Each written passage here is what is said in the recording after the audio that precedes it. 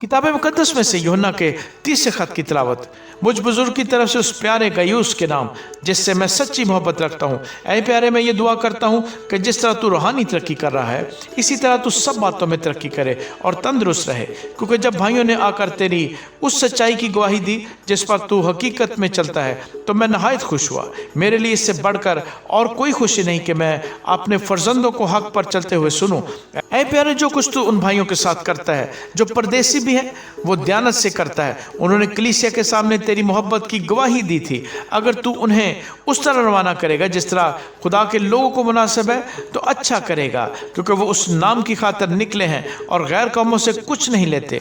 बस ऐसों की खातिरदारी करना हम पर फर्ज है ताकि हम भी हक की ताईद में उनके हम खिदमत हों।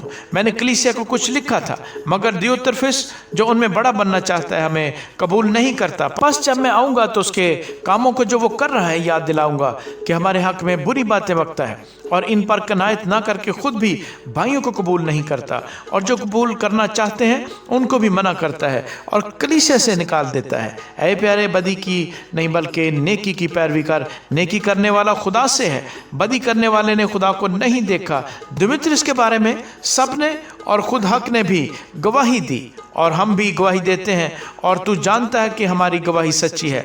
मुझे लिखना तो तुझको बहुत कुछ था, मगर स्याही और कलम से तुझे लिखना नहीं चाहता, बल्कि तुझसे जल्द मिलने की उम्मीद रखता हूँ। उस वक्त हम रूबरू बातचीत करेंगे, तुझे इत्मीनान हासिल होता रहे। यहाँ के दोस्त तुझे सलाम कहते हैं, तू वहाँ के दोस्तों से नाम बनाम सलाम कह। आमीन।